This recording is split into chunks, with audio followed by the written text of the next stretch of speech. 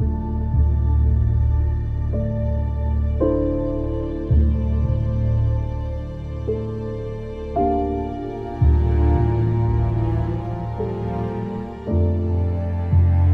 evening.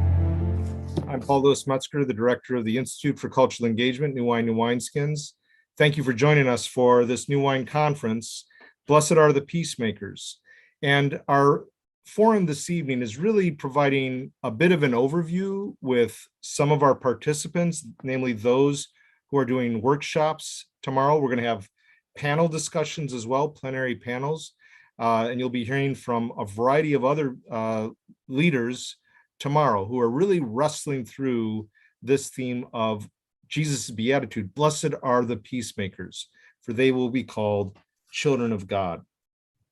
So this evening, though, we're going to hear from our workshop presenters. I'll mention them all by name. You can see many of them here, all of them here this evening. And thank you for those who are with me on the screen. We'll have opportunity to dialogue tomorrow with all those who are watching this forum and who will be there for the panels and the workshops tomorrow. And that's all on your Eventbrite materials. You have all that to hand through New Wine's Facebook and website, etc.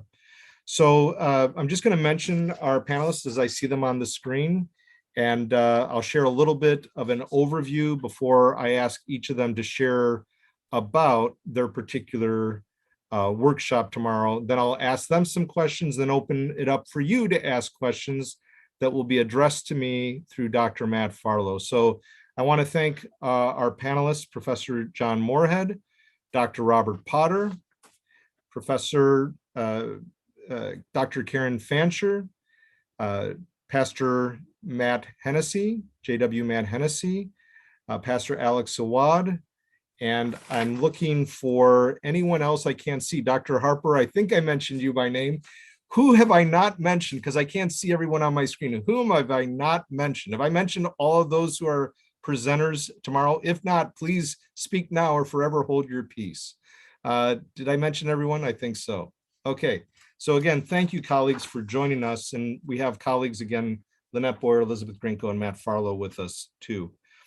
So as we get into this theme of Blessed are the Peacemakers, tonight we're talking about Blessed are the Peacemakers, not Cheesemakers, and it's a conference preview.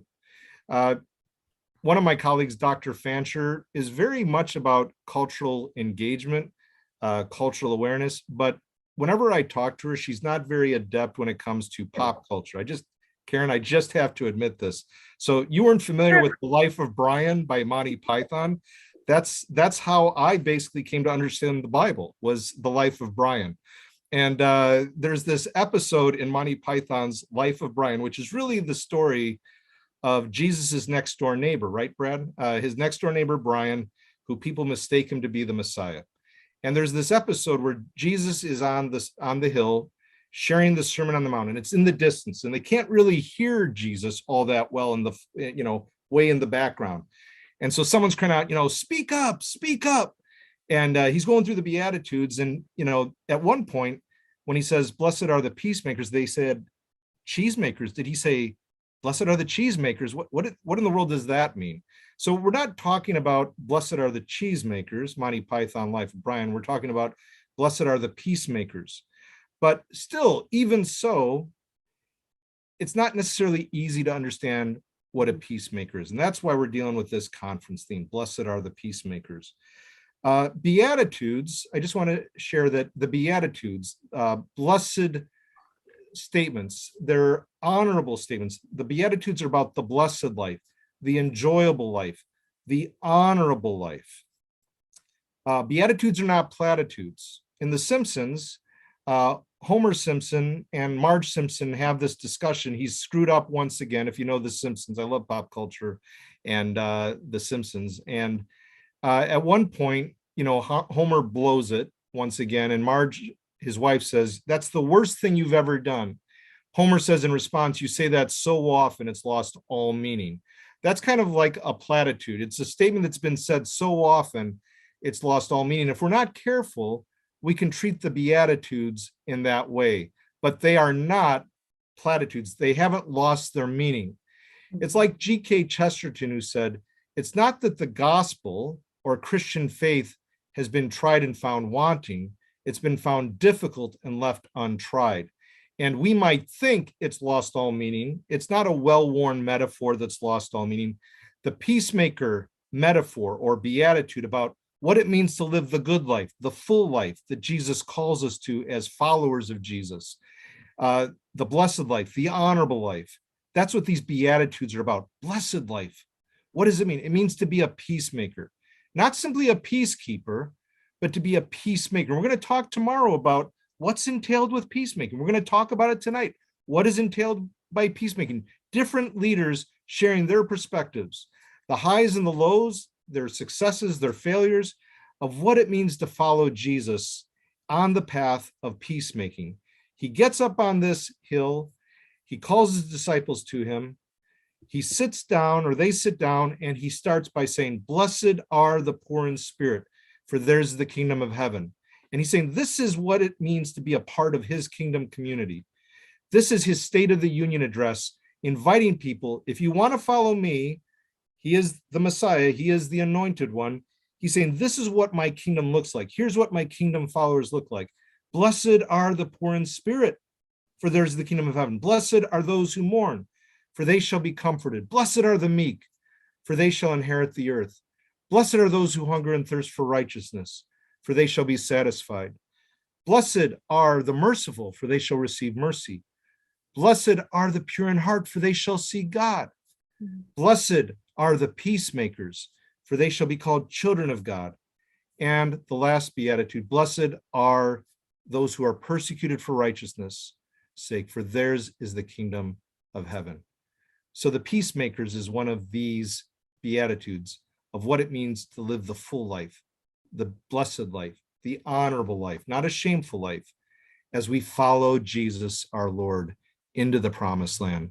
So without further ado, I want to open in prayer and then ask each of our panelists, I'll go one by one, for them to share about what Blessed Are the Peacemakers looks like for them in their distinctive domains of what they're going to be sharing about tomorrow. So Lord, I just ask you that you would take this evening event and shape our hearts, shape our lives as we are here together to reflect, interact, sharpen us, Lord, shape us, reframe us, transform us. I need that, Lord, to be a peacemaker, not simply a peacekeeper and not a peace taker. It's not about compromise, where we compromise our convictions, but how we enter in to really move fully in the direction of Jesus as a peacemaker, to make whole, not to get even. Lord, lead us, guide us, direct us by your Spirit. Bless all who are participants in various ways, those listening tonight in the various struggles that they face in peacemaking. Bless them, encourage them. Bless the participants who will be sharing, that we might be those blessed peacemakers. For Jesus' sake, Father. Amen. Amen. So let's begin with Professor John Moorhead. Professor John Moorhead and I go way back. We have known each other for a very long time. He's had a major influence on my thinking. He works in a variety of areas as a thought leader. One of those areas is what he and I call multi-faith engagement. And so he is the director of Multi-Faith Matters, and I had the privilege of working with him as well as others on this for a Louisville grant initiative. We went through it twice, and out of that work, he was a co-author or co-editor rather for a Whiffenstock book, A Charitable Orthopathy, Christian Perspectives on Emotions in Multi-Faith Engagement.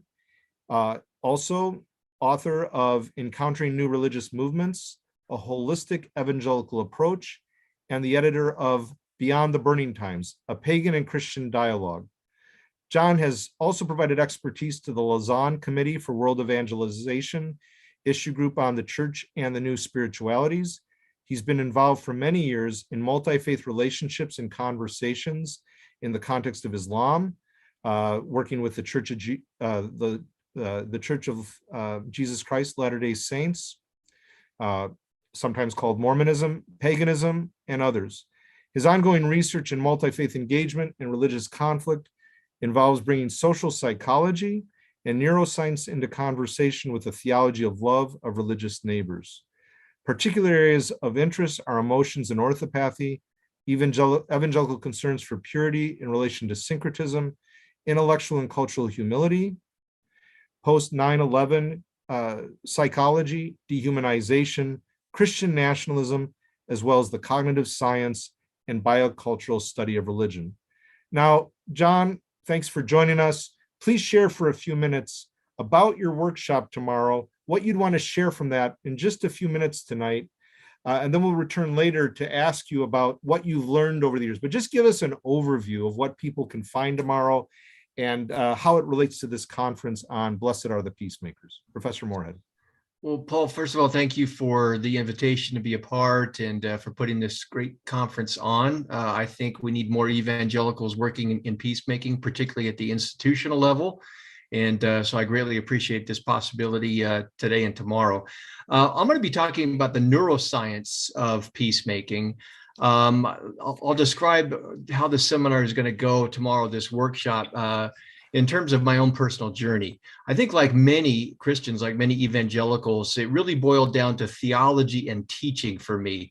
My idea was, if we just give people the right theology, if we just teach them correctly, we can find evangelicals more willing to relate to religious others, Muslims, pagans, Latter-day Saints, whatever it may be, in more positive, neighborly, hospitable kinds of ways.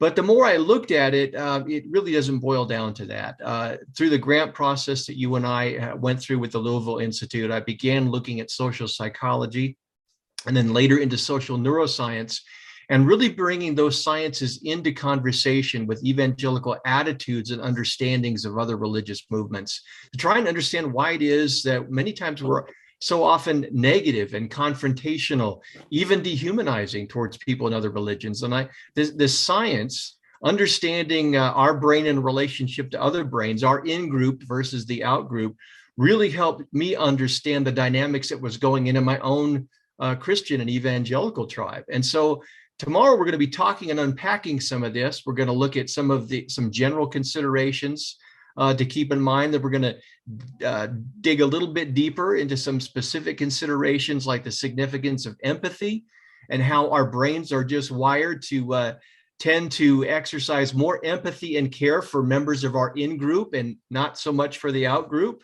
We want to look at dehumanization, which when it happens in large scale in societies, you wind up with things like the Holocaust and the atrocities that we're seeing going on in Ukraine. So we're going to deep down dive into some of the specifics that neuroscience can be of help to us as peacemakers, so that we can look at the strategies that we're using to see why they're effective. Are they effective at all? The science indicates that many times these strategies that we're putting in place are either neutral, they're not having any kind of impact, or they may actually be exacerbating tensions between groups. So there are a lot of resources and tools that neuroscience provides for us as Christians involved in peacemaking, and we're going to discuss some of that tomorrow. And again, it's titled Beyond the Satanic Panic, and where neural pathways lead to peace. So great title, great presentation. And you'll have opportunity as those joining the conference to hear 2 of our 6 presenters, but we'll have everything recorded so you can always go back and watch as conference attendees, all of them later. That's the plan. So John, Professor Moorhead, thank you very much. Looking forward to you sharing more further tonight and then also tomorrow. So let's go on to another of our panelists this evening. Scrambling through my notes here, have all kinds of pages of notes, and I need to have peace within myself. I am never at peace with myself. So to do a conference on peacemaking, boy, I need to take inventory. So let's go then to Dr. Karen Fancher. Dr. Karen Fancher is a professor of global studies and has at Multnomah University and Graduate School, She works in the area of global development and justice with Dr. Greg Birch, as well as as a colleague. At Multnomah, Dr. Fancher integrates the disciplines of biblical studies, professional counseling, and intercultural studies, all for the sake of, in the disciplines there, to help students use their gifts and passions to invest in God's redemptive purposes in this world. Her work is focused upon community development-based approaches to address the impact of the trauma of war. Should we share about that? Supporting church and community leaders to be catalysts of hope and healing at the grassroots level. A special emphasis on her research is understanding and engaging in the process of peace building between individuals and communities. And I just have to say, I really appreciate the balance that Dr. Fancher brings in this regard, because she has poise. She is a person who's very empathic toward others, but she's also firm in how she engages them. She doesn't avoid conflict, but she's also very poignant in how she engages it. I've really learned a lot from her, even when she confronts me head on. So Dr. Fancher, why don't you share about your presentation tomorrow, and then we'll come back later to ask you some questions about your own personal story in that way. Sure. Well, first of all, thank you for allowing me to be a part of this wonderful panel. And I just think this is such a timely discussion, so important for the witness of the church, that we are engaged in ways that show the compassion of Jesus, the invitational nature of Jesus in a culture that right now is so defined by opposition.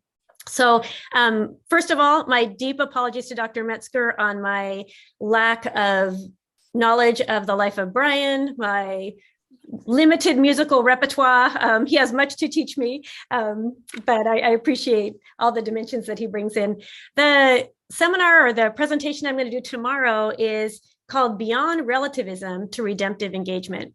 And I'm going to start just as, and I so appreciate John Moorhead's focus on how we see the others, how we can create the in-group, out-group. I'm going to start with the dispositions of the heart. What does it mean to be a peacemaker? And I really want to start with definitions. I don't know about you, but I've had people, when I talk about peace building, roll their eyes and say, well, that just gets mushy and you're not really standing for the gospel, or you're not. And there's a defensiveness or a mistrust, even though Jesus defined himself as the Prince of Peace, even though we're called to be peacemakers. And we see over and over again throughout Scripture this emphasis on the reconciling heart of Jesus. And so I think what we need to do is get down to our definitions. When people hear the words peace building, they immediately have assumptions based on their experience, on definitions, or perhaps negative engagement that they've had. And we need to think, what is Jesus calling us to? What is the outcome of this call to be peacemakers? And I believe part of that outcome is our personal discipleship, to be conformed more to the nature of Jesus. And so we're going to talk about dispositions of being a peace builder. And it's also integral to our witness in the world, that we're always seeking to be redemptive, to engage with those who see the world differently, who might even be posed in some sense of opposition to our deepest values. How do we engage in ways that show the redemptive, loving heart of Jesus? And what are the dispositions, even the humility that allows us to be reflective in that engagement? So we're going to go through some definitions. We're going to talk about the call to proactive engagement as a peace builder. It's not passivity, it's not avoidance of conflict, but a call to proactive engagement, thinking through this lens of how Jesus engaged in our world and how he's calling us to engage. And that we can be transformed even as we seek transformation of relationships and even structural transformation. So we're going to kind of look at some of the foundations, what it means to be a peace builder. And I thought maybe as I did this introduction, I would just read one quote, which I think so profoundly illustrates why this is such a critical conversation. It says, in most contexts, religion is not the primary cause of violence. This is a quote by Tyler. Rather, when co-opted by politics to legitimize violence, religion has a way of intensifying violence and embedding said violence in ways that make effort towards peace much more complicated. So religion can be co-opted to stir the defenses. We want to defend our truth or And so one could argue that religion's role in helping to sustain, create, and cultivate peace in societies rent with conflict is equally, if not more, significant in the 21st century. Voices of faith contesting the violent manipulations of religion are readily apparent and urgently needed. So voices of faith that are contesting that our religion can't be co-opted to place us on the defense or in opposition, but rather we want to engage in ways that are redemptive. So that's what we're going to try to discuss. And I'm so privileged to be a part of this forum. Thank you, Dr. Fancher. And again, her presentation is Reflection on Peace Building Beyond Relativism to Redemptive Engagement. And she'll be sharing a little bit more this evening on that in terms of personal narrative and the like. So thank you. Sure. Now at this point, I want to introduce to you Pastor J.W. Matt Hennessey, who serves as the senior servant of Vancouver Avenue Baptist Church in Portland, Oregon. He has had the distinction of serving in a variety of leadership capacities locally, nationally, and globally in public administration, private business, nonprofit boards, and commissions. He has served on the Board of Trustees at Westmont College in Santa Barbara, California for 9 years, and presently serves as Vice Chair on the Board of Trustees at the Berkeley School of Theology in Berkeley, California. Pastor Hennessey has a passion for teaching and working alongside others in equity, economic development, and restorative and social justice, wishing to see the barriers between people destroyed. He's salt and light in the city of Portland. I have just been so grateful for the opportunities over the years to partner with him. Just last summer, our CAO, Aline and I were able to be with him and his congregation and his denomination for some discussions in the Seattle area. It was life-giving to me.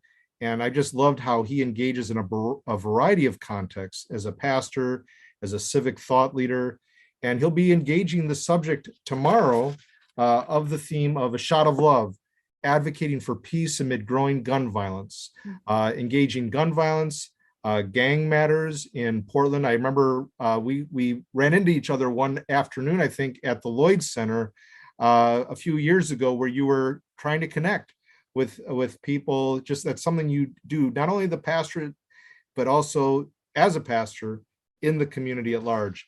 Pastor Hennessey, thank you so much for joining us. It's an honor to have you. Could you share about what you'll be talking about tomorrow at the conference? Well, thank you, Dr. Metzger, and to each of you, what a joy it is to be with you. Thank you for providing space for me to come and be a part of this gathering and for the opportunity to share. I must say that my words tonight are, I want to say first, I guess it's because of my last name, Hennessey, that this is entitled A Shot of Love. So That's good. That's good. Secondly, I, like Dr. Fancher, was not aware of the Monty Python video, but I watched it. I want you to know that. And as a result of watching it, it reminded me of an extension of what Brian Stevenson has written in his book, Just Mercy, where one of his first tenets is be proximate. And we think of being proximate in terms of solving problems by getting close to it. And certainly, as I watched that piece, I immediately thought, if they were standing closer, they could have heard it was Peacemaker and not Cheesemaker. But that entire 2 minutes and 14 seconds was really kind of a neat clip, and I appreciated that.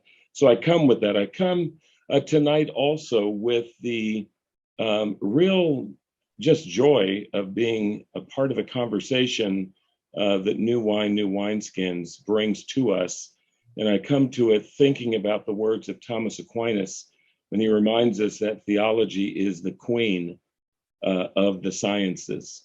And in my thought, I'm thinking about many of the things that are going on in the world, that it really is about how we, as the church, we as God's people, if you will, if we will do our part to really step up. And in times like these, we need that. Mm-hmm. I also think about this tonight from a standpoint of the work that I do leading an Interfaith Peace and Action Collaborative. It's a group of people who, by the way, we have a wide definition of what faith actually means. For people who sit around this table for the last 6 years are Protestants and Catholics and Muslims and Jewish and Buddhist and Quakers and activists and Wicca and just people. And by the way, people who express no faith at all.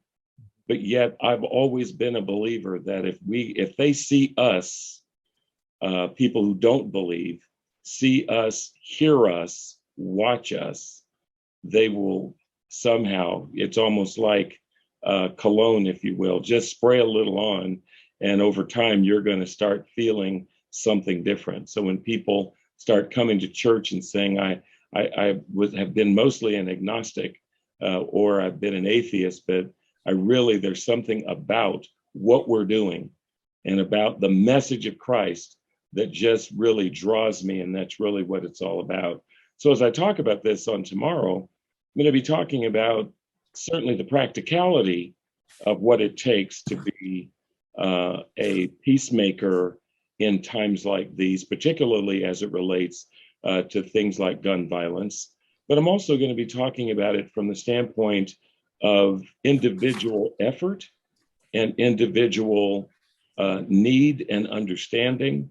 If we indeed are the heart, if we are, I say, the hands, the feet, and the heartbeat of Christ, then we must understand that to deal with peacemaking in a world like the one we're in right now, and perhaps always has been, but this is our world now, is that it's an amazing action word, that it requires a certain amount of intentionality and evaluation of the cost, being willing to take risk, being willing to be fully present, to really hear the words of Jesus when he says, if you really want to follow after me, you must deny yourself.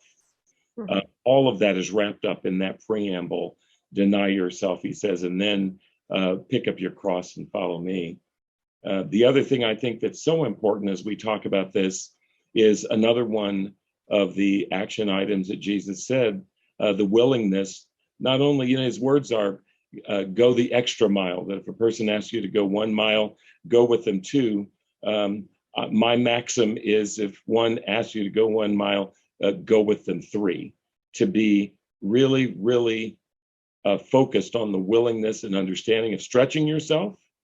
And the other thing is to realize that when you go, you're going with the Father, Son, and the Holy Ghost, so that you always have help on your side.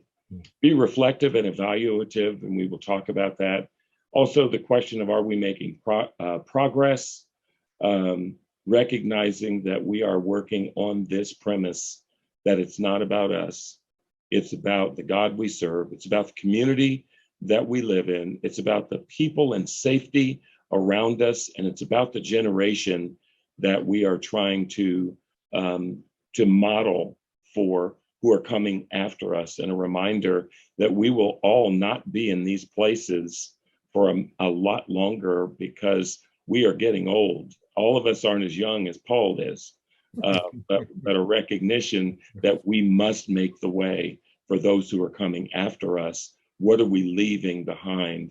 What are we leaving behind? I'll leave it at that, and then I will talk about certain readings and do some demonstration in class as well. Thank you so much, Pastor Hennessey. And each one of these panelists tonight have lived this out, are seeking to live it out on a daily basis. And so again, with Pastor Hennessey, he'll be sharing about a shot of love, advocating for peace amid growing gun violence. And it's something that he is passionate about and is addressing in the city of Portland all the time. So thank you, Pastor Hennessey. So good to have you here with us, sir. Now I turn to another pastor, another distinguished pastor, Reverend Alex Awad. And I had opportunity, privilege to interact with Pastor Awad, both at New Wine's YouTube channel, interviewing him on a few occasions, such as on the theme of a Palestinian Christmas. He is from the Middle East, from Palestine. Prior to retirement, he was formerly pastor of East Jerusalem Baptist Church, as well as professor of Bethlehem Bible College in Palestine.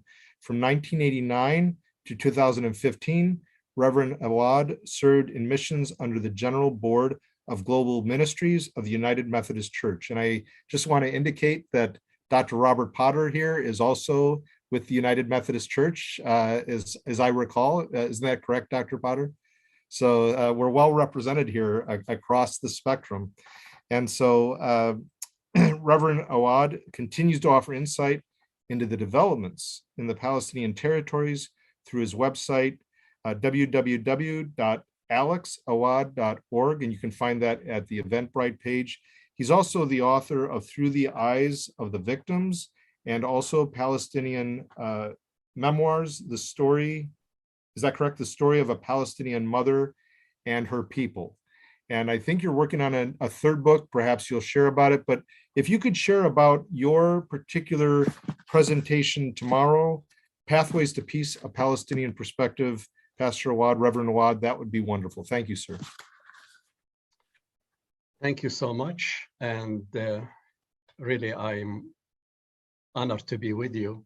And the things that I already heard from the distinguished guests really makes me feel more honored to be among you guys because of your scholarship and also because of your commitment to Christ and to his church.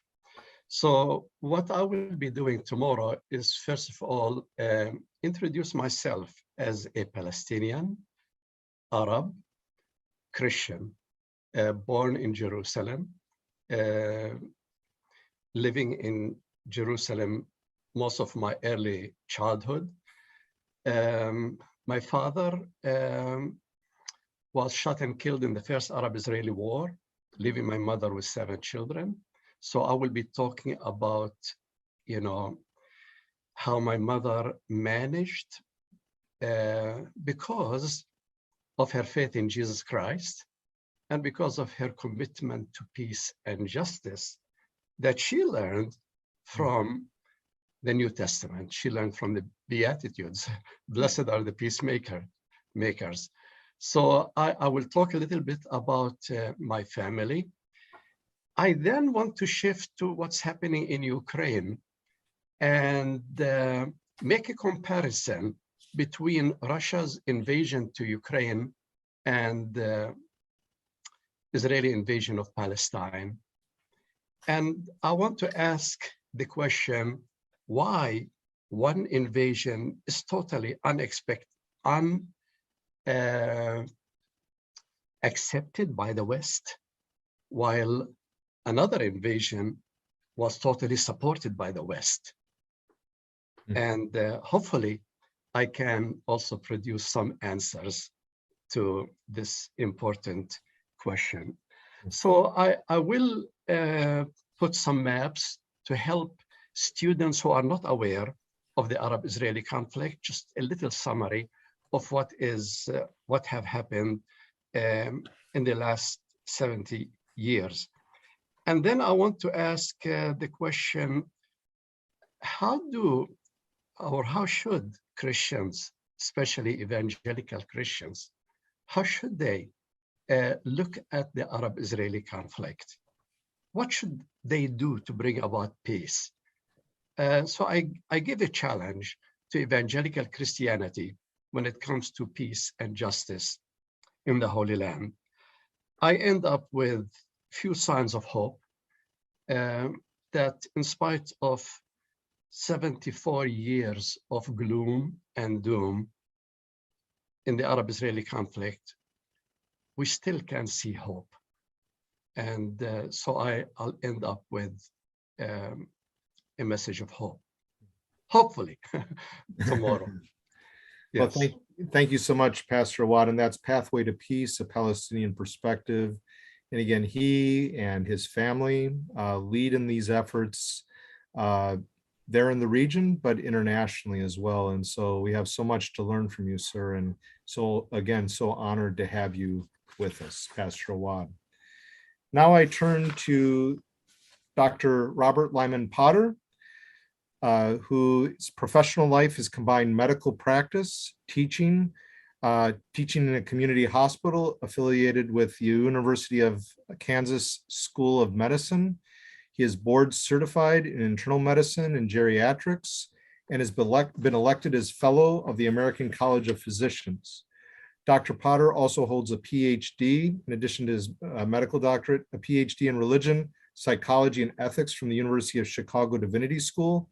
From 1994 until his retirement in 2004, he was the bioethics scholar, instructor, and consultant for the Center for Practical Bioethics in Kansas City, Missouri. From 2004 to 2014, he was senior scholar for the Center for Ethics in Healthcare at Oregon Health and Science University. Currently, Dr. Potter is a scientific advisor, or has served in that role, for Multnomah University and Biblical Seminary, for the grant we received for the American Association for the Advancement of Science, the Sciences for Seminaries grant project. And he has been caring for my family and me as a personal consultant, personal medical consultant with expertise in palliative care and medical ethics, as had been indicated. In view of my son, Christopher, who's 26, married with a small child, his traumatic or catastrophic brain injury that he suffered last January 2021, I meant to say 2021. And since that time, not only has he been an advisor to me in our science grant at Multnomah Seminary that New Wine oversaw, but he's been an advisor to my wife, my daughter-in-law, my daughter, really granddaughter, and me, as it relates to our son, my son's care. And I've seen his faith and his medical consultation, ethical consultation up close and very personal. He's a personal mentor of mine in a variety of ways. And so, Dr. Potter, thank you so much for joining us for this venue this evening. And he will be speaking tomorrow on the subject. In addition to leading a panel, he'll be discussing from disgust to empathy in political discourse. Dr. Potter, please share your thoughts about your particular workshop tomorrow, sir. Thank you. Thank you. Thank you, Paul. I really do appreciate being part of this august group of people. As I get a little bit older, which I have accomplished so far, to get a little bit older, I realize that I don't always belong where I get invited. So what I am is really a demonstration of just how generous Paul is in his multi-faith journey to invite an old, worn-out liberal like me to be part of this. So what I'm going to be concentrating on is ethics, okay? And I might even occasionally have a word that may sound sort of theological, but I'm going to make every effort not to preach, okay? In fact, I'm not even going to make a whole lot of effort to lecture. So anybody who comes to take my course, they better be ready to talk, because I'm not going to do all the talking. We're going to find out how can we begin to understand disgust for one another. Now, I didn't choose this title. Paul just said, Potter, that's what you're going to do. I said, yes, sir. Okay, now, but it's a good idea, because disgust is what we feel when there's a value conflict. A value conflict is what I call a moral problem. And ethics is a solution to a moral problem, okay? Now, we're going to approach it in two ways. We're going to contrast the notion that reason ought to be what we use to solve a moral problem. I think that ethics, my brief definition, I'm teaching at Warner Pacific right now, ethics to nurses. We've started a new nursing program over there in the last 2 years, and I teach ethics. And so here's my mantra. Ethics is about good reasons for action. Good reasons for action. Reason is what I want to start with. But I'm going to contrast that with the work of Jonathan Haidt. He's a social psychologist, very, very popular right now. Big book that comes from 10 years ago. He's still a very, very popular guy. He says that it's not moral reasoning that really drives our decision making. but rather moral intuitions. And I'm going to lay out for you his theory of moral intuitions, the 6 moral intuitions that he says is really what's pushing our ethical decision making. And I'm going to contrast reason and emotion, or he calls it emotion, or he calls it moral intuitions.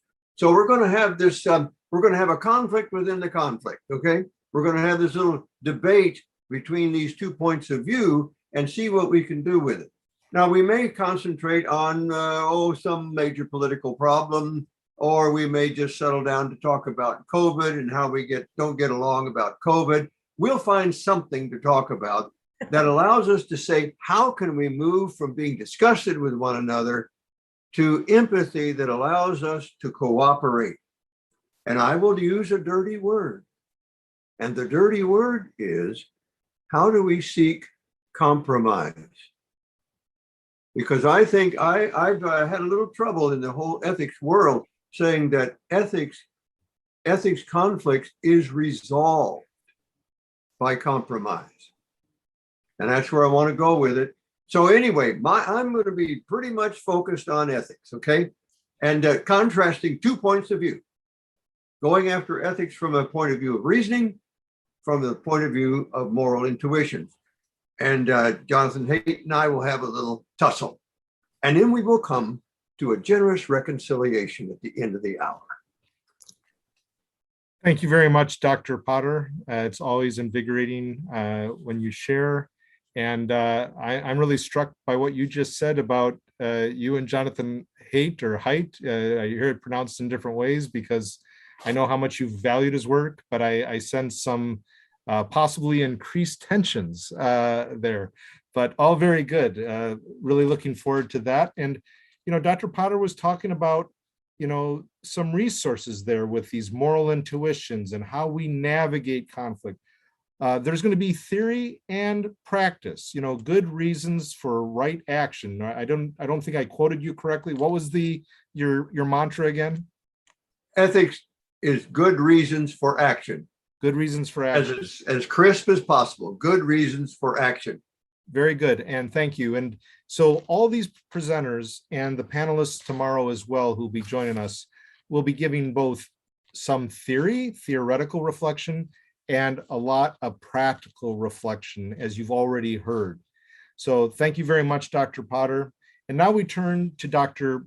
Brad Harper, who is my partner in crime. Not only have we worked together since 1999, 2000 at Multnomah University, he is also one of our leaders at New Wine, New Wineskins. He's the associate director, and he's the professor of theology and church history at Multnomah University in Portland, namely right here. He is a member of the editorial board for New Wine's journal, Cultural Encounters, a journal for the theology of culture. He holds a BA from Biola University, an MDiv from Talbot School of Theology, and a PhD from St. Louis University, a Catholic university, a Jesuit university, so a broad spectrum there. Dr. Harper has published numerous articles and books on Christianity and its engagement with culture, and speaks regularly on the issues of gender and sexuality.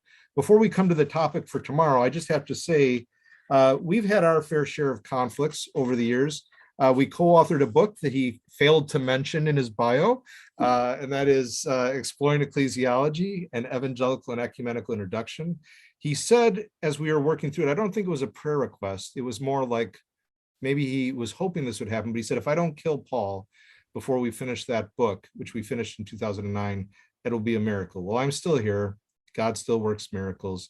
And I'm pleased to be the co-author of Exploring Ecclesiology with him. But he's also the author, he hasn't mentioned that either, but Space at the Table, which is his book as an evangelical theologian with his son, Drew Harper, a book that's had a really powerful impact in a variety of contexts. And he is going to be speaking tomorrow on the theme, that same title, Space at the Table, Open Conversations on Gender and Sexuality. Brad, thanks so much for joining us once again. Please share about what you'll be talking about tomorrow. Yeah, thanks, Paul. I'm so glad to be here and be part of this. Yeah, as you mentioned, I'm the father of a gay son, and his life and relationship with me and his mom and his family and friends has led us onto a journey of engagement with the LGBTQ subculture. When you think about the middle of the 20th century, LGBTQ subculture was really a hidden subculture in American life. Since then, it has become just the opposite. LGBTQ culture is one of the most visible and impactful, powerful subcultures in American life. It is a subculture with which evangelical Christianity has had significant animosity. And so there's been warfare, there's been battle between evangelical Christians and the LGBTQ subculture. Out of my experience in life, come to think about involving my relationship with the LGBTQ culture, gay and lesbian and trans people, in a very different way. At New Wine for 20 years, we've really been about building bridges to contemporary culture. What does it look like to build bridges to cultural groups, and what does it look like to build bridges to individuals within those groups as a means of building authentic relationships? And in the midst of those authentic relationships, also just being able to talk about Jesus. And so the history of my relationship with the LGBTQ subculture has involved that kind of approach. As the father of a gay son, my command to love my gay neighbor really started with my son as my closest gay neighbor. And so we wrote a book together about what it looks for us to stay in loving relationship with each other in the midst of a disagreement over the issue of sexual ethics. Through Drew, our son, we've had the privilege of meeting many people and building great connections into the LGBTQ culture. And so we'll talk a little bit about how that has been for us. It's really been a couple of decades that I've been talking about this in churches and with students and with organizations. Things have really changed in the evangelical world. And as generations go by of evangelicals, our thoughts about how we should be involved with the LGBTQ world have continued to evolve. And so we'll want to talk about that tomorrow. What does it look like for Christians to be committed to a proper understanding of Scripture? And in the midst of that, what does it look like to build relationships with the LGBTQ community? And so I'm going to present a series of steps for peacemaking, for building quality relationships and dialogue in a place where there has long been a lot of animosity. Normally I would have 10 steps, but in light of the great movie This Is Spinal Tap, where they talked about Marshall guitar amps are louder than all the rest because they go to 11, and have 11 steps for building authentic and positive and good relationships with the LGBT community in view of the flourishing of human beings and the opportunity to point to Christ. Thank you so much, Brad. So Space at the Table, open conversations on gender and sexuality. Dr. Harper will be sharing about that tomorrow, and he really helps lead the way forward at New Wine, New Wineskins on that particular topic. And so we're grateful for your experience, your expertise, Brad, at New Wine. So again, just as you've heard, we're going to be framing peacemaking from a variety of angles. People move through our society, and my hope is that we'll move from seeking vengeance or avoiding conflict to reconciling relationships and making society whole. As you can tell from our panelists, we're going to be addressing various challenging and potentially divisive topics in our world today, as they've already noted. When we think about Ukraine and we think about Syria, we think about Palestinian, Israeli situation, we think about Somalia, Yemen, we think about gun violence in America, we think about the violence in our own souls, the struggles that I have with people and how I need to grow as a peacemaker, from international to national to local to personal and going outward again. It's all over the place. We will consider how to resolve conflict, both in terms of the workshops and our panels that you can find listed on the Eventbrite page on how to resolve conflict and cultivate unity while accounting for complexity, pain, and diverse perspectives. The hope, again, has been emphasized already this evening, is that we will deepen our understanding of how integral peacemaking is to our discipleship as followers of Jesus, the impact a disposition of peace building can have in our various relationships in society, and how to go about practical steps, as our panelists have said, on how we can take what we can take to be peacemakers, whether it's 1 step, 3 steps, 11 steps, 22 steps. That's what we have for us before us tomorrow. Now, I'm wanting to ask our panelists to share, and then we're going to take questions. So if you have questions, please share those for our panelists here. We'll try and take some of those in a little while, but I want for us to personalize it a bit more. We've heard big picture perspective from our panelists, but I'm asking now if they could share some of the highs and lows, successes and failures, and what they have learned over the years in addressing these challenging subjects from the vantage point of peacemaking. It's not easy, it's very hard to say the least. As Chesterton said, the Christian faith is not about, the Christian faith has not been tried and found wanting, it has been found difficult and left untried. And I want to learn to try it on for size, to try it on for size, and that includes peacemaking. So colleagues, could you share, and I'm not going to, well, I suppose I could call on you, and you can always pass if you wish, and then come back to you later. Maybe I'll do it that way so that we're not all speaking at once.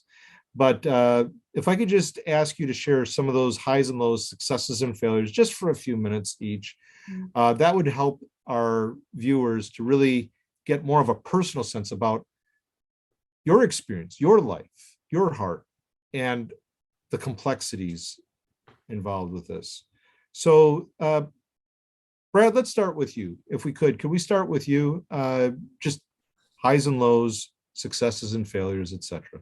Sure. Yeah, I'll mention the lows first because the highs are more enjoyable. So I'll be very personal about one very specific event happened a number of years ago that was a deep low for me personally, and that was when an LGBTQ activist who had some relationship with our son called my wife Robin and me child abusers because of our commitment to a biblical view of marriage, and the fact that because we had a disagreement with our son in terms of sexual ethics, that actually made us child abusers and caused us to have that kind of effect on our son. And you can imagine, when you love someone as much as you love your own child, and someone makes that kind of statement about you, it's something that goes deep into your gut,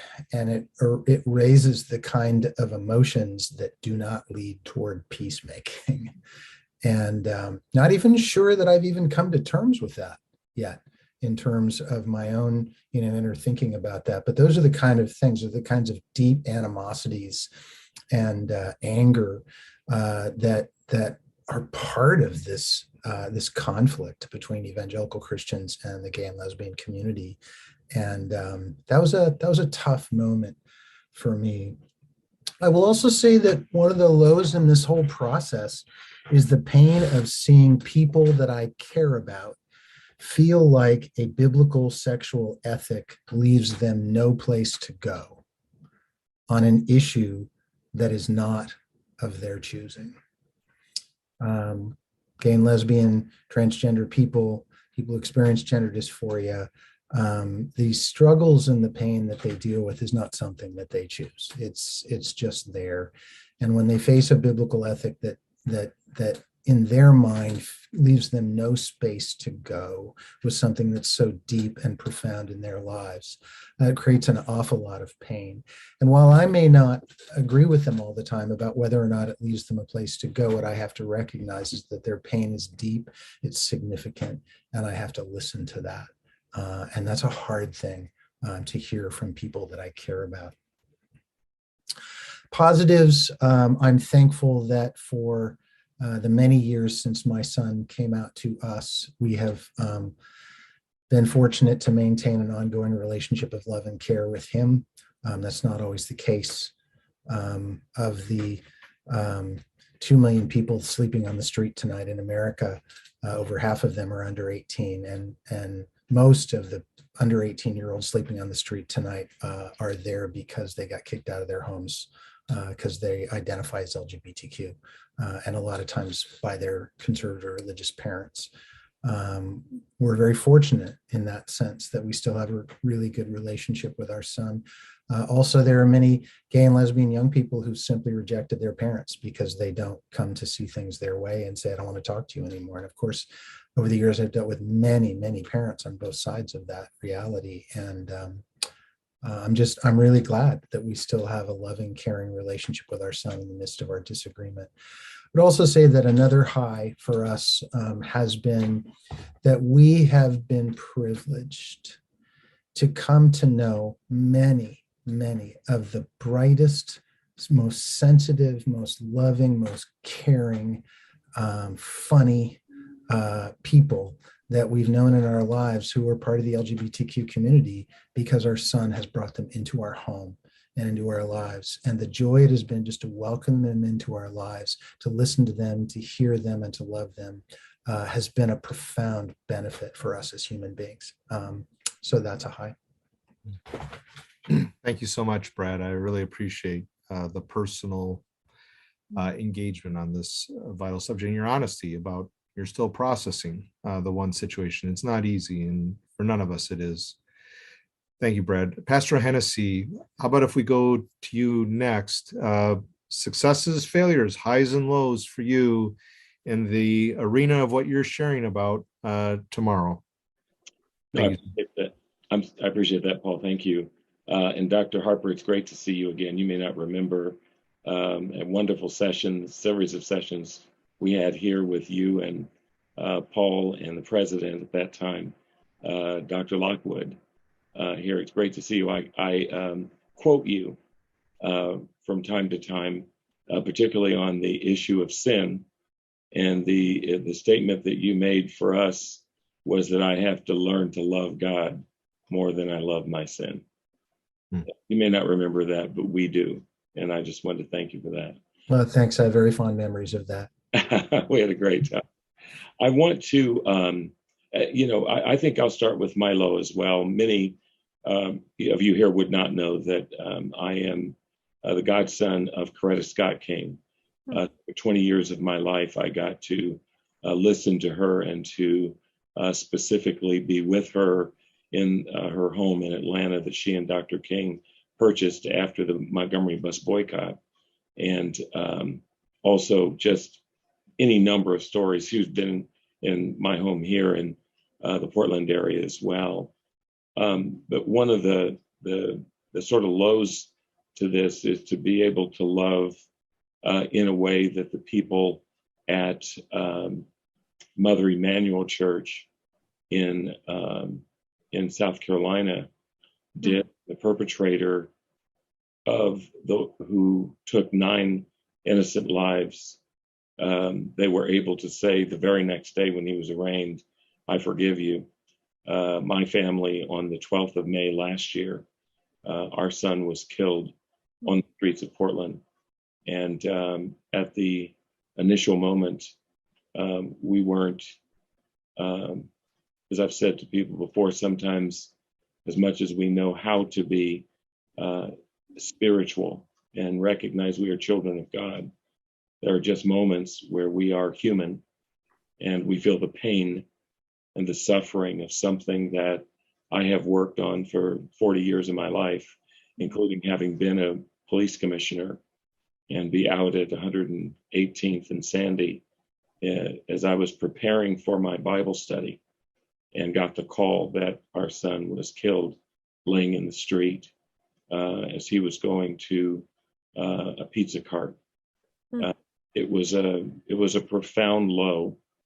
It was very difficult, and yet we are living with the importance of really showing Christ in the midst of this, and in the midst of recognizing that while the police have not found the people who are responsible for this, that we do not have any bitterness in our heart, but to really hope that there is justice done here.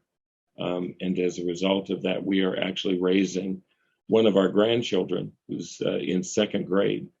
So two old people are raising an 8-year-old, and really praying that God will give us everything we need in the midst of her pain and trauma as well, to raise her in a really good way. So she's been with us since July of last year. And while all of that is difficult, it's life, and that's what we're doing. In terms of one other quick failure, too often I have asked for a ceasefire on the streets of Portland, and that call is a call of love, and to say, let's sit down at the table and let's talk to one another. Let's figure out how we can find better ways to handle conflict, because these aren't the ways to do it. And that's a difficult one. The third piece of that, if I could, is all related, is that I was not calling for defund the police, not just because I'm a former police commissioner.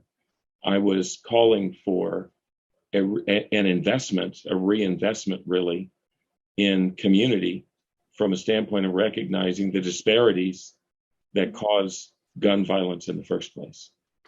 On the success side, using a shot of love, I was called in, and I won't call the names of the organizations, but because I don't want to out them that way, but two very, very historic organizations here in the region really had some very difficult issues with each other, and did not want to even sit in the same room with one another over the last year and a half. And I was asked to be a facilitator to bring them together. And it has been really a labor of love, and an opportunity really to, on the one hand, really understand how, people can see each other in their own perspective and have difficulty seeing the other perspective. And yet when one of them was asked, how's that going? One of the most skeptical ones of them said, we are doing better than I thought we could ever do. And I'm just grateful to God for that. Mm-hmm. Yeah. There'll be more in the classroom tomorrow. Yeah, amen. Yeah. Thank you, Pastor Hennessey. And again, just hearing, again, I remember when your son was shot and killed, and just the horror of that, the pain. And I had never met him, but just watching you on the evening news, and just feeling that, and just thinking, you've dedicated your life to this, and for this to occur, and just how you've suffered and how you've led in the midst of it. I was with you not too long after that, as you were leading your denomination in those forums. And, God bless you and your wife and your family mightily as you continue to grieve that profound loss and raise, your grandchild. God bless her. God bless you. So Dr. Fancher, I'm going to ask you to go next, but before that, Dr. Farlow has asked me to let those know who are watching that if they have a question, to raise their hand, and that they will be recognized. He'll recognize them so they can ask their question. And so did I catch that correctly, Matt? I'm assuming so. Okay. All right. Karen, please, Dr. Fancher.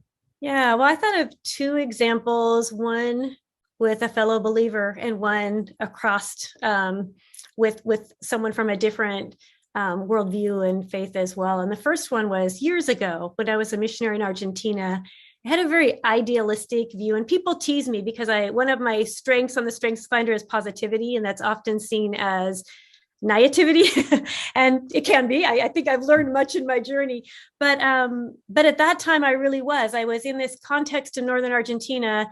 I was working with a church, and I was the only North American or foreigner, and we were very north in Argentina, so there were very few people from the United States or from other cultural contexts. I had studied Spanish in college. I had lived in Spain, so I spoke Spanish. And in my mind, I was integrated. I was part of the church. I was teaching in the school. These were my friends. This was my family. And so for me, because I assumed good intention equates with trust. After about a year of working in the school, a very dear sister of mine came up to me, and my parents had been visiting, and she said, "I need to ask your forgiveness." She said, "I have resented you ever since you came here." And my heart just fell into my stomach. And she said,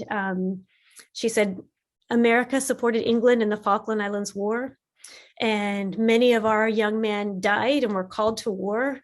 Our country is in debt to the World Bank, to US policy." And she said, "I just thought, why are you here teaching our children? What are you doing here?" And she was so honest. And my first response was, to try to be defensive. I'm not political. I didn't, have part in that. And then I just had to stop and go, there's a whole narrative here that I hadn't understood, and that was deeply impacting. I'm part of that narrative, whether I'm aware of it or not. And I'm so thankful for her honesty. She then said, "Because your father's here, and he so reminds me of my father, I realize you're my sister, and I realize we're working together to love these children." And we ended up having a very good relationship, and healing came because of her honesty. And I thanked her for explaining this to me. And when I walked downtown in the city that we lived in, there were a lot of people who had been maimed by the war, who were begging. This was a reality that had deeply impacted the city that I was working in. But I realized that if I don't understand the historical narrative, and I just walk in thinking that goodwill overcomes all of our past experiences and hurts and assumptions, that we miss each other. And so I was so grateful for her honesty, and I was very humbled, but it helped me to stop and to listen much more. One of the most beautiful successes, and it's not my success, it's a brother who taught me much, was years ago I went to a post-conflict peace building seminar in Bosnia. And it was 20 years after the Bosnian War, and there were people from around the world who came, and we were trying to see how they were seeking to do post-conflict reconstruction. And in Bosnia, there had been deep ethnic divides, ethno-religious narratives that had just created enmity. The Bosnian population, primarily Muslim, and the Serbian context, primarily Orthodox Christian. And we went with this group of people from around the world, and many of our Bosnian friends and hosts were with us. And we went to the site of Srebrenica, where there had been a massacre of over 8,000 young boys and men by Serbian armies. And the Serbian armies were many of them were wearing crosses. And the narrative that was being used was to take vengeance on the Turks, clear back from like in the 1329, right, when there had been an invasion of the lands, and there had been Islam had been introduced, and the Serbians had retreated and been shamed. There was a narrative that had carried through generations, and it was used. It was more about power, but it was ethno-religious. And so many of these people had suffered horrific atrocities by people who used the sign of the cross. And when we walked into Srebrenica, there was actually a cross at the entrance of the city, and some said that they were marking that ground, right, as like Christian territory. We went to another town called Mostar, and there was a cross on the top of a hill where they said that, and again, these are different narratives, but that there was shelling from the hill where they were trying to reclaim this area in the name of Christianity. Of course, not our biblical understanding of Christianity. And so I looked at this young man, Muhammad. I was sick. We watched movies of what had happened in Srebrenica. We heard people's stories. We listened to survivors. And I was really shaken and sick. And I looked at this young man, Muhammad, and I said, Muhammad, I said, please know, as a Christian, that is not what the cross means to me, that the cross is a call to sacrificial love and to love our neighbors, and that Jesus called us to love our enemies.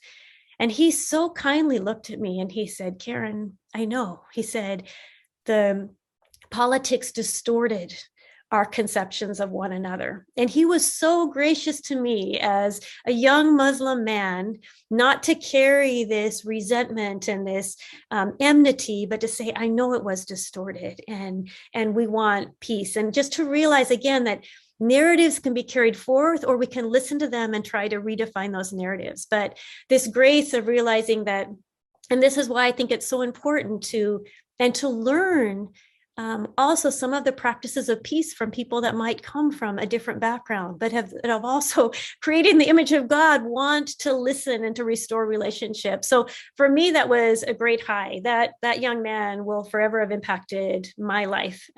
His grace to me and the way that we could both step back from what had been distortions of our identities and how God calls us to love our neighbor. So those are a couple that come to mind. Amen. Amen. Thank you so much, Dr. Fancher. It's refreshing and challenging, and appreciate very much your reflections and your story. Excuse me. So now, Pastor Awad, please share some of those highs and lows, successes and failures that really speak to you at this moment that you'd want our viewers to know about. Thank you. Oh, you're muted, sir. You're muted. Yeah, good idea. So unmute. Okay, well, first of all, I want to say thank you for these, heartwarming testimonies that I just heard from you guys. Really powerful. Brad,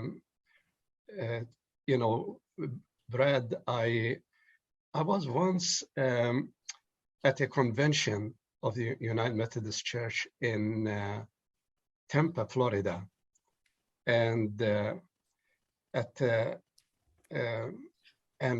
I was with a group of people that were supporting Palestinian rights, and we had posters, all trying to speak to the people at the convention in Tampa, Florida, and trying to persuade them about Palestinian rights. And then one person said, Alex, all those people behind you, they are all gays or lesbians. I was shocked, but it was a transforming moment for me, because coming from the Middle East with all my prejudices, with all my hate, with all my evangelical conviction about gays and lesbians, and see all of these people behind me, supporting my cause. And it made me understand that they are in a situation like my situation, and they are persecuted like my people have been persecuted. And I could find a common thread between me and them. That was amazing. The laws, I am 76 years old. So I was born 2 years before the first Arab-Israeli war in 1948. So from my childhood, I was always hoping for peace. Hoping for peace, not only for myself, but for my people, for the Palestinian people, to have peace, to have independence, to have a state of our own. And the law is that until today, we don't have it. So I have lived all of my life hoping for what you would say political peace, but never never coming close to it, never coming close to it. So that's really very, very tough for all of us Palestinians. Almost every working Palestinian today have an injury deep down in his or her heart as a result of what happened in the last about 100 years. Now, the positive thing, the encouraging thing is that my Christian background, what I learned from my mother, what I learned from the Gospels, really helped me to survive this agony of lack of peace and lack of justice. Not only survive, but also make a contribution. Immediately after high school, I wanted to go to Bible college. I wanted to train as a minister to help my people. I wanted to see that this kind of love that my mother had to our enemies, that it can be in my heart also, and in my heart, in the hearts of my people. And so I became a minister as a result of the testimony of my mother. My brother and I started a Bible college in Bethlehem. It is the only Bible college in the West Bank. And it every year graduates men and women to reach out to their communities and so on. I started a conference called Christ at the Checkpoint. I don't know if you heard about this, but it was my idea. God inspired me to bring people into Bethlehem and to start this Christ at the Checkpoint conference. So the tragedies of the past, the pain, the constant pain of not having independence, we in my family tried to turn it into energy to bless the people around us. I was the head of the Shepherd Society, the humanitarian arm of Bethlehem Bible College. Constantly, we were feeding people in Gaza and in the West Bank. Constantly, we were providing medicine and medical relief to people in the West Bank. So it's just amazing how God can take an orphan. My father was killed when I was 2 years old. A refugee, we became all refugees. And yet, in his way, develop me and my brothers and sisters to become a blessing to so many people. That I consider it a high. And I still believe one day the Palestinians will have their freedom and independence. Thank you so much, Pastor Awad. And as you were sharing too about that long journey, the struggle, I was reminded of Dr. King's statement when he came to Portland. He actually, I believe, the only church he spoke at was Vancouver Avenue, where Pastor Hennessey is senior pastor. And but that statement, he shared it in his Vietnam War address, and on April 4th, 1967.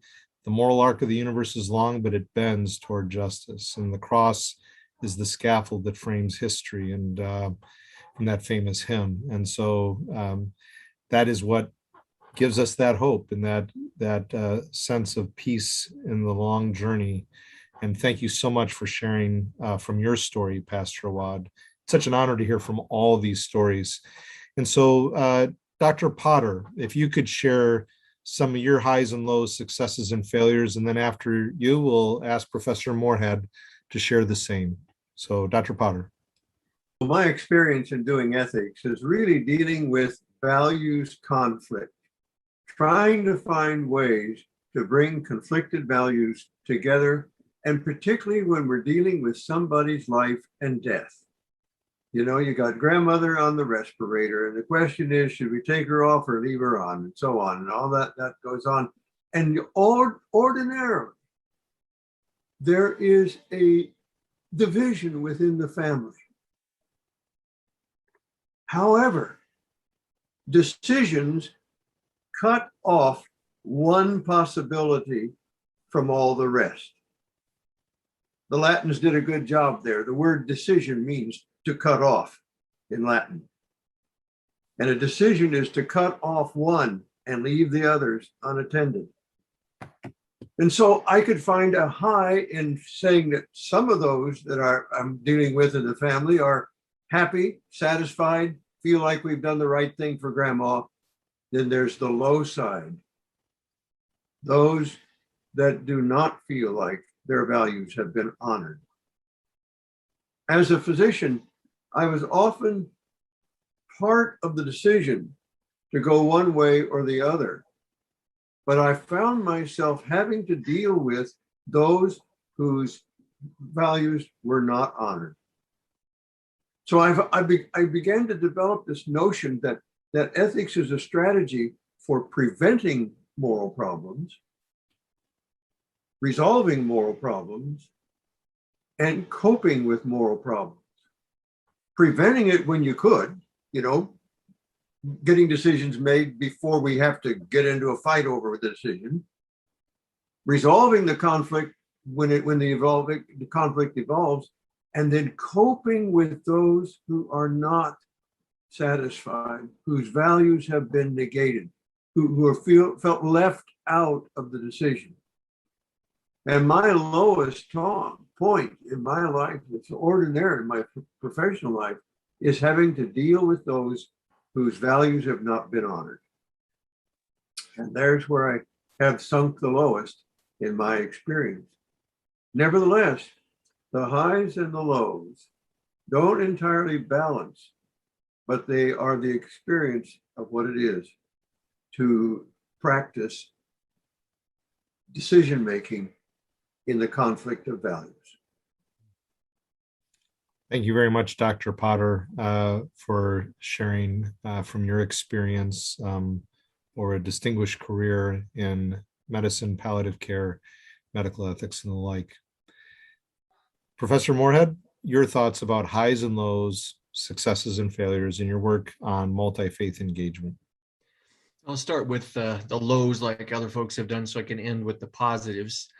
I think one of the greatest frustrations comes from within my own tribe, many times from fellow evangelicals and other Christians, in the assumption that because I'm not just involved in evangelism, in proclaiming the gospel to or at people, or I'm not doing apologetics and denouncing their worldview and trying to tear it down, that somehow involvement in peacemaking and religious diplomacy is akin to being woke, being liberal, being a compromiser, and this kind of a thing. And I used to be defensive about it in the past, but the more I have reflected on it theologically, I really think that those of us engaged in peacemaking, engaged in religious diplomacy, that's actually what the scripture is setting forth. That is the majority perspective in the Christian tradition. And I think what we see many times in evangelicalism is in fact the aberration, even though in the culture it has become something of the accepted way of how you're supposed to understand that. So that could be a little frustrating. But then there are the positives. When Paul and I did the first of 2 grants through the Louisville Institute, the first time around, we put together case studies of churches in different parts of the United States that we discovered that were interacting with different religious others, whether in the case of New Wineskins with the local Buddhist community in Portland, some reaching out to Muslims, our friend Phil Lyman reaching out to pagans in Salem, Massachusetts. They were engaging in neighborliness and hospitality, doing the kinds of things that we feel that Christians ought to be doing. And this was inspiring. So we tried to tell those stories. We put together a website to tell the stories and let other people know about it. And every once in a while, we find others who were doing that. And another positive thing for me is simply living this way of peacemaking and neighborliness and hospitality. It's not rocket science, but it has some amazing things that come about as a result. So for example, over the years, I've had the opportunity to engage in dialogue with Latter-day Saints, with pagans, which not a whole lot of Christians are doing positively.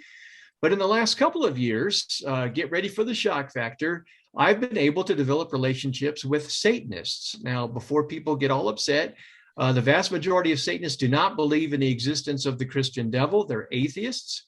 And doors opened up for me with members of the Satanic Temple in Salem. They're one of the more noteworthy groups that capture national headlines from time to time with some of the things that they do to try and rile Christians up so that they can gain some media attention.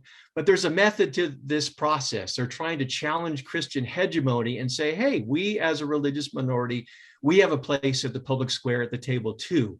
And we want Christians to recognize that. And doors have opened up, and I developed a relationship with a member of the Satanic Temple. I consider him a friend and a colleague. We've been on each other's podcasts. We have a great relationship. Over the Christmas holiday, I got this tweet out of the blue saying I won the award for being his favorite evangelical.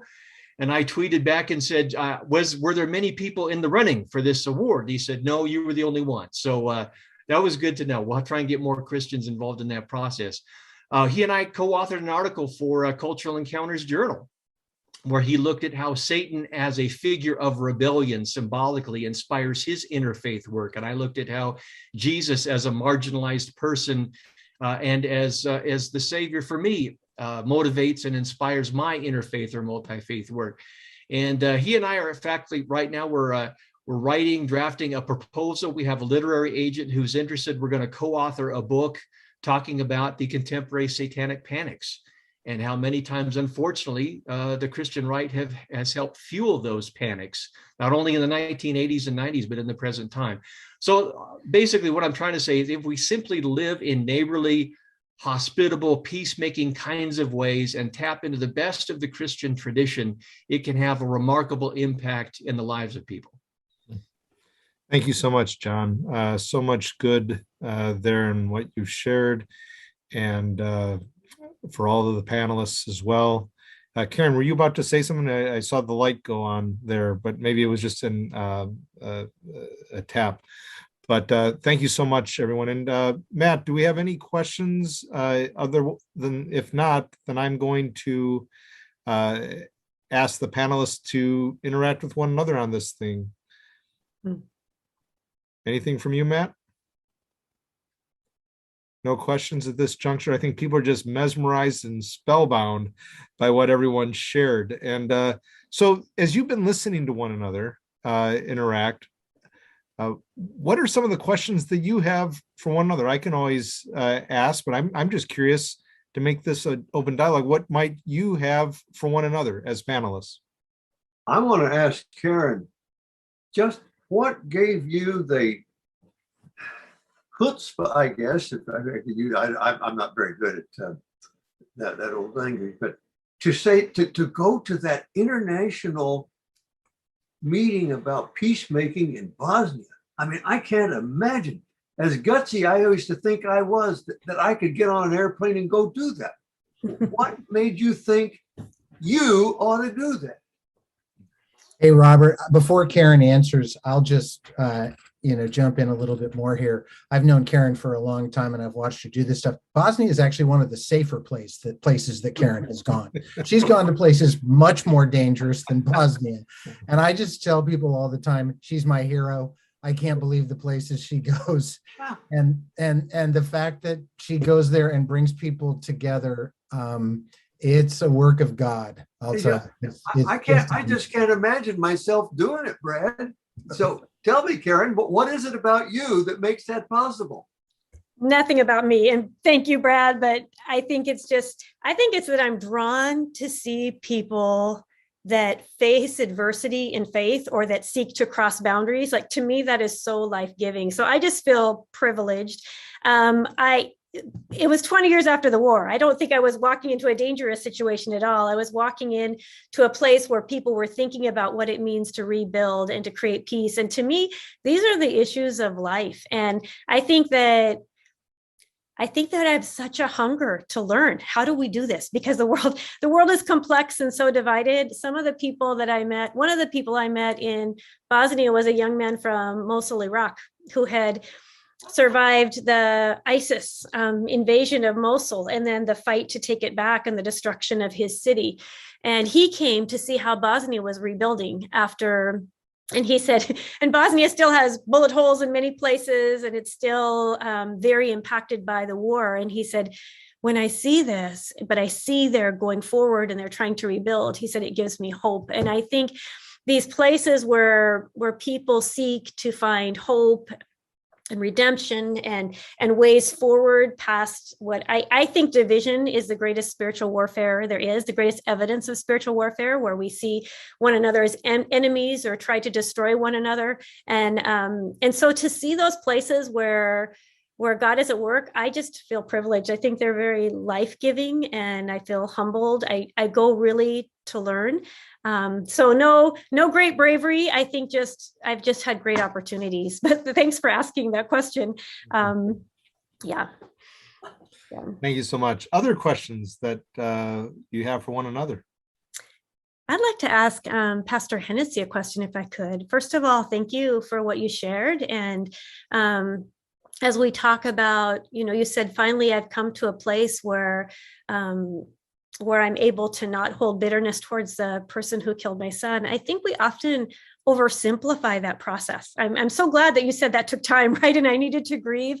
And I just wondered, did you feel pressure from the Christian community? Did you have freedom to walk through your process of grief? And what did that look like for you? Because I do think in our ideals as followers of Jesus, we sometimes don't give ourselves permission to walk through the normal anger and grief and that journey that we need with one another. And as a pastor, I think you might have felt even an additional weight. So is it all right to ask you maybe if you could share a little bit of that with us? Oh, no, sure. I appreciate that. On the one hand, it is sometimes hard to separate yourself from being a pastor and know how you're to show up. The other being a stepfather in this case, but we never use that terminology in our blended family, but to realize that there is a humanism here that's real, and a life that was only 33 years old, and a hope, because there were things that, Jalan was doing to change. I mean, he was headed in such a direction. He got killed on Tuesday, but he was supposed to report to his new electrical union family on Thursday. And he had been as a carpenter apprentice up to that point. And we were so happy, so elated that he had found his path. And that was difficult because you're Papa Bear, because you also see the children that are left behind. And as one who I grew up in foster care from the time I was born till, I graduated from high school, is when I became an emancipated adult at Oberlin College in Ohio.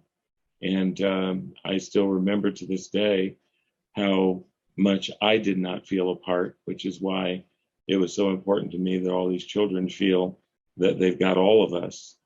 But for someone to take that life difficult, I would think that the Christian community, quite frankly, I felt handled me well. I didn't handle me well. I didn't say a whole lot, but I tried to speak both publicly and personally about how I thought, but really kept a lot of my private thoughts and processing, if you will, to myself, because I really felt that it was important for me to be paying more attention to everybody else than myself. Yeah, thank you. I think when we talk about peace, we want to rush to forgiveness. And I think that the process of walking with one another through grief, that longing for justice, even as we long for restoration, it's not an easy journey. And in grace. Not at all. No, I appreciate that, Doctor. If I could just say one thing to Dr. Harper, part of what I listened to in your journey reminds me of my days when I was an executive at Nike. I started there in 1990, and it was not the place then that it is today. And some of the things that we were doing is working on how we make sure that we are as just in our corporate body as we are in our sort of sports persona around the world. And there were many people who were in the gay and lesbian community who felt completely disenfranchised. And I gathered a group of people to say, here are some things that we need to do. And it was based on more of an understanding, because Oberlin taught me a lot, because that's where I really had to face front some of my own issues around gay and lesbians, because I grew up in a neighborhood, listen, on my side of the tracks, that just was not tolerated. People got beat up. And as I said, I was as guilty as anybody else because I didn't stop a fight. I didn't fight, but I didn't stop a fight. So I was guilty as anybody else. But I will never forget my friend, Julie, and I was taking her down. I was going to Columbus, Ohio, where I grew up, taking her to see her friend. And she said, I want to tell you something, Matt. I said, what's that? She said, I love Beth, and Beth and I want to get married. And given everything that I had been through in my life and heard and was drilled into and all the other stuff, and I said to her, I think that's great. Now, all I can tell you is that's not Matt Hennessey who deserves that credit. That's like what Jesus said to Peter when he said that thou art the Christ, the Son of the living God. I think it was really the Spirit of God that reminded me of that. And quite frankly, my fight at Nike, I said one of my bottom lines is I don't think that it's fair that the gay community should have to fight for themselves, that we in the straight community ought to be doing the fighting as well. And I felt very strongly about that, still feel very strongly about that today. And Mrs. King was one of the first to say that the rights of the LGBTQ community are as important and embodied in what civil rights is all about. Yeah, thanks, man. I appreciate that so much. You know, the world of athletics, of course, is a very complicated and contested world in regard to the LGBTQ community still today, even with the way so much has changed and so much has come out. The issue of gender is a significantly difficult issue in the athletic community. Just even one small kind of story, there have been a number of times in my 23 years at Multnomah that female athletes have sat in my office with tears coming down their face, telling me that people at our Christian college, fellow students, are telling these girls, you're not feminine enough. You shouldn't be doing that. This rough stuff is what boys should be doing, not you. And as the tears coming down their face, they're just saying, I love Jesus and I love soccer. You know, I love playing sports. I just want to do what I enjoy, and that someone should have to be persecuted for that. You know, we have to think in terms of the fact that disagreeing with people doesn't mean we think they should be publicly persecuted. And we really need to think in terms of, you know, what does it look like for us to be the church and to be speaking about, you know, the ethics of God in society, and yet also to realize that we are not the public and we don't drive the public. And when we try to drive the public, historically, it's always been a bad thing for the church and for the public. And we need to be salt and light, not those who, you know, promote the persecution of people we disagree with, but don't have a very good history in that, unfortunately. Thank you, Brad. Thank you, Matt. Others who wish to raise questions to one another, to hear from one another. I would like to ask John Moorhead. John, in your work, do you encounter some kind of interfaith dialogue between Christian, Muslims, and Jews?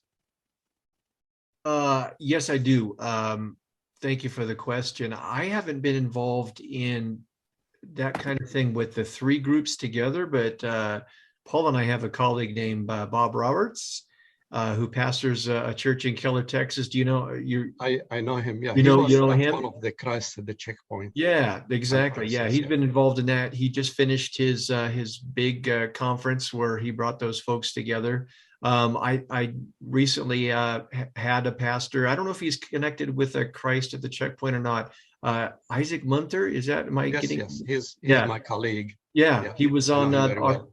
he was on our Multi-Faith Matters podcast talking Yes. about that, giving that Palestinian Christian perspective. So yeah, we are very much aware of that. In fact, I also had an Israeli social psychologist on last year who talked about the Israeli-Palestinian conflict as an intractable conflict to help us understand the psychology involved in what could be a peacemaking process there. So we do some of that work, yeah. Thank you. Pastor Awad, I think that there's so much you can teach us in this regard. And I would hope, I work with a number of different groups as well. And one of them is Wajdi Saeed at the Muslim Educational Trust. We work together on a number of different issues and collaborations. And I lived in Israel as a student as well and went to school at Beit Barrel. But often I found the importance of relationship, much like Dr. Fancher talked about. The political stuff is just totally crazy. But one-on-one, I witnessed a number of people across cultures in Israel, in the West Bank, in Gaza, if you will, who were just able to work together, get along together, which was beautiful. But the truth is, I think there is a great need for someone like yourself, and I'm going to reach out to you to really help educate us better on what the issues are and your thoughts about how things could be pulled together.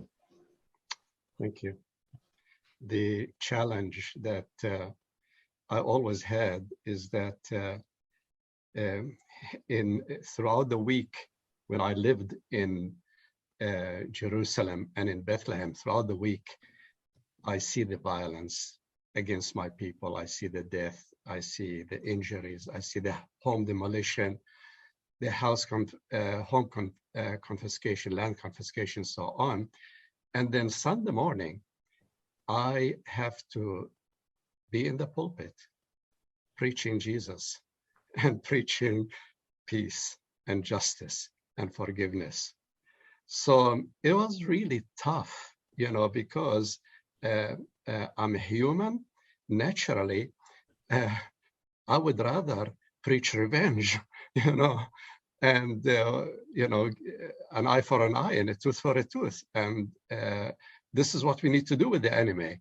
But, I always have to go back, to myself and say, if I have to be a minister of the gospel, I have to live the gospel.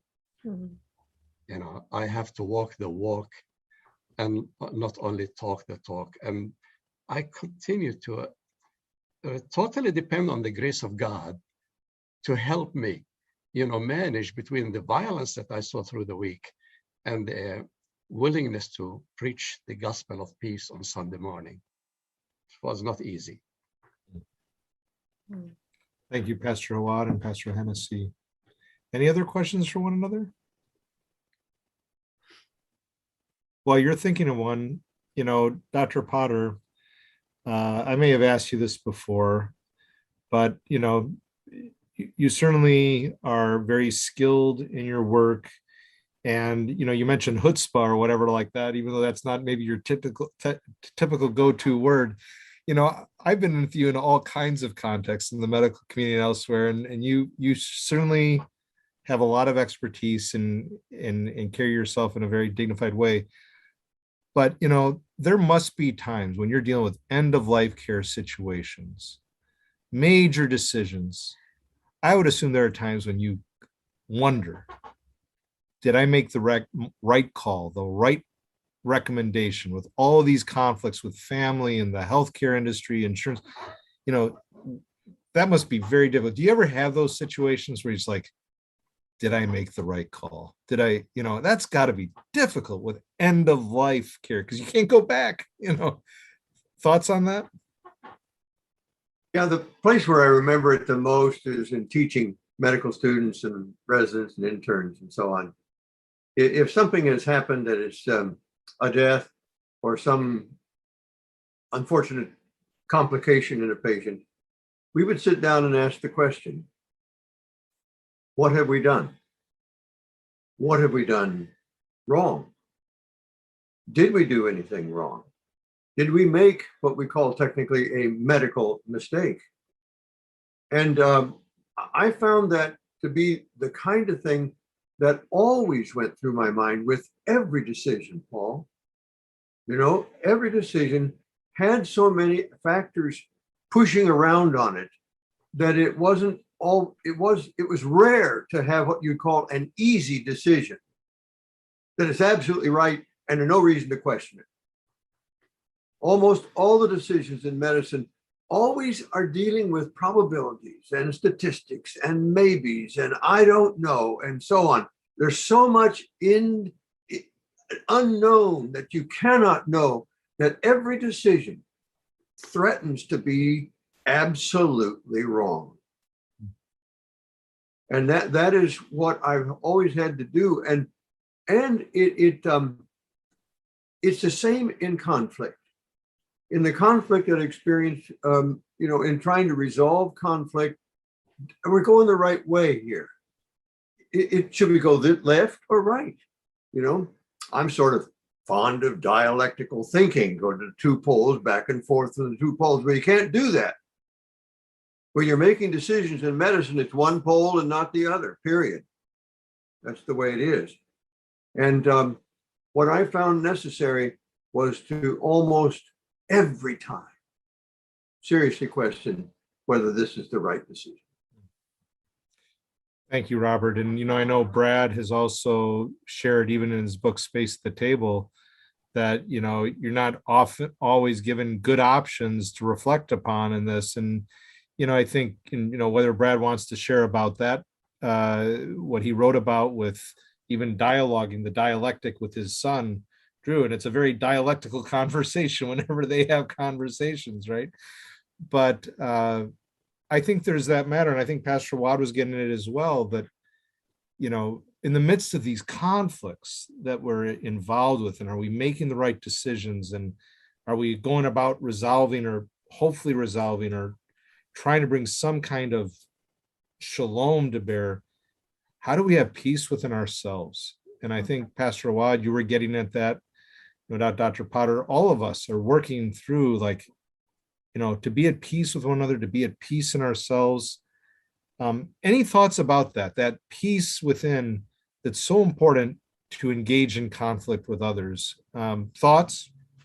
I love an old line from Bonhoeffer. Look at the situation, weigh up the factors, make the decision, and leave the results to God. Yeah. Yeah. I think very good. I think when I think about peace in the midst of conflict, and this has been a journey for me for sure, but I think it's the difference between trying to control the outcomes or control people. I used to think if I do all the right things and I say the right thing, then of course they're going to come on board and we're all going to be well. And it was me trying to control rather than me trying to be to be faithful. Like, Jesus, how do I see this person? What are you teaching me? I think that self-appraisal, that humility, how am I seeing this person? Why am I reacting? What is helpful for the moment? And realizing that sometimes peace building, most of the time, if there's going to be significant change, it's not just in the other person, right? It's a process where I'm learning to listen, to respond in different ways as I'm engaging with the other, and change takes place over time.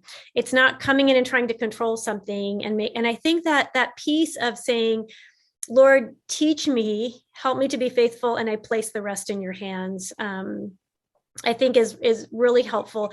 We often try to look at, what are strategies of peace building? What are, and it's so much more than just even trying to mediate conflict. It's about being at peace with Christ, that he's forgiven me, he's teaching me, being humble, and then seeking to walk in ways that, and asking him to continue to teach us, because we don't really know how to do it always. But how do I engage, Lord, in a way that honors this person, that helps me to be faithful to what you have revealed to me, and I just think that it's letting go of control and seeking to be faithful. And Karen, that you articulated for me exactly what I mean by compromise. Not being in control. One of the ways I see that is that my involvement with, my being part of, and my study of the American evangelical community over the 20th century and beyond is that one of the things that's often most important to us is we've got to stand for the truth. Stand for the truth. Usually what that means is we need to be right. And often reaching out in relationship is more important than having to stand up and tell people what's true. Because sometimes even when we tell people what's true, we do it in such a way that destroys relationship. And then the truth doesn't even really matter because they're not going to hear it. I think of Jesus when he comes upon Zacchaeus.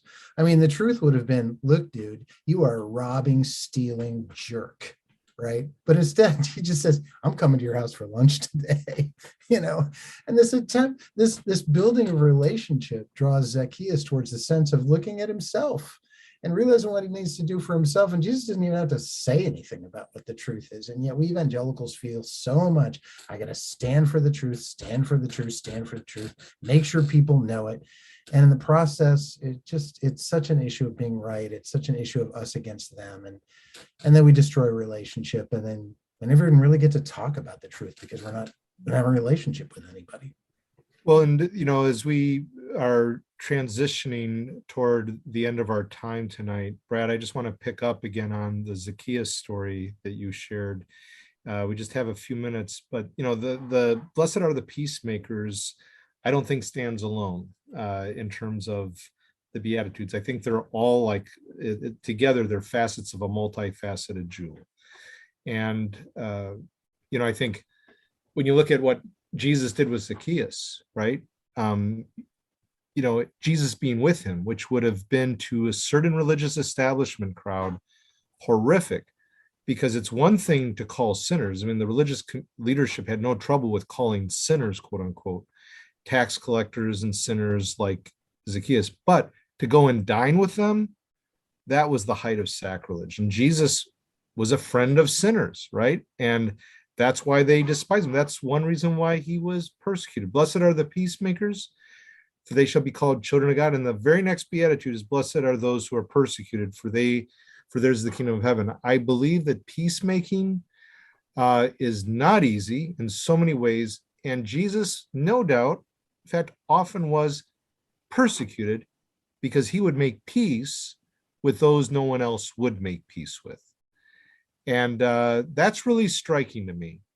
And also, I think what we've heard, I'm speaking to all of our colleagues who are listening in today, and they'll have opportunity to engage in discussion, whether on site or online tomorrow, as we have our conference proceedings tomorrow. But I think you've all heard from our panelists that they don't claim to have it all together. They're in process. We're in process. And that's where blessed are the poor in spirit come into play, because as John R.W. Stott, one of my exegetical heroes, would say, blessed are the spiritually bankrupt, for there's the kingdom of heaven. We are all desperate for Christ as the Prince of Peace to lead us into peace. We're in process, and God must continue to shape our hearts to mourn our spiritual condition, our world's condition when there's bloodshed and harm being done tonight across the globe, within our neighborhoods and beyond, and within our hearts, and to love our enemies, but to mourn. Blessed are those who mourn, for they shall be comforted. Blessed are the meek, for they shall be called, for they will inherit the earth, and the other beatitudes with it. So there's so much, but blessed are the peacemakers, for they shall be called children of God. Matt, Lynette, Elizabeth, are there any comments, questions that we need to share with those who are listening as we close off tonight? Anything that needs to be shared at this juncture? There might have been something that someone wanted to share with me. If so, now's the time to speak. Okay. All right. Once we say goodnight, we're going to see everyone tomorrow. But I would ask that Dr. Fancher, in a sense, open our time in prayer for tomorrow. And as we move forward from this really powerful time of interaction. Thank you so much, panelists. And thanks to all who joined. Someone I cherish reached out to me on a text and just thanked all of you for sharing. It was so enriching. And it's someone who has lived this out, continues to live it out himself. He was really impacted by what you shared. So Dr. Fancher, if you would close us off and open us up for tomorrow. Sure. Lord Jesus, I thank you that you are the Prince of Peace, that you were proclaimed as the one who would come to bring peace to this earth.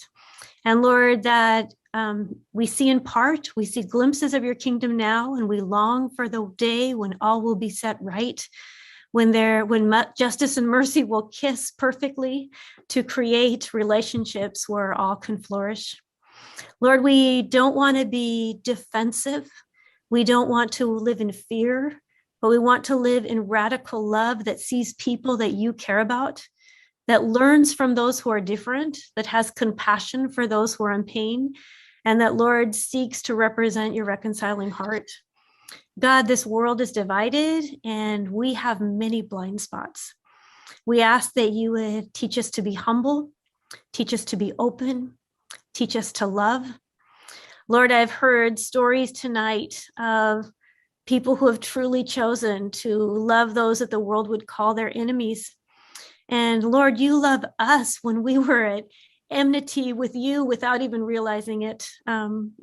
Jesus, help us to live in light of your grace and of your heart for restoration. So Lord, we ask that you would bless this conference, that you would teach us all together, and that each of the seminars would build pieces of the beautiful tapestry that you're creating as you help us to reflect and seek to be people of healing in this divided world. Lord, we want to walk with integrity in the truth of the gospel. We want to walk with humility and compassion and a heart to learn. Teach us your ways. In Jesus' name we pray. Amen. Amen. And before we go, just a few words from our sponsor, my colleagues at New Wine. If the attendees can check their emails, that would be really helpful. Check your email inbox tonight. Those who are joining via Zoom should have all the Zoom links now. And again, the conference begins at 9 a.m. and the doors open here at Multnomah University and Seminary at 8 a.m. So many thanks to Multnomah University for their partnership with New Wine, New Wineskins. And for my colleagues at New Wine, Matt, Elizabeth, Lynette, thank you for all you've done for this, for all who've attended, and for our panelists. Thank you so much. Pastor Hennessey, Pastor Awad, Dr. Potter, Professor Moorhead, Dr. Fancher, Dr. Harper, thank you very much for your reflections this evening. We'll see you all and be with you all tomorrow. God bless.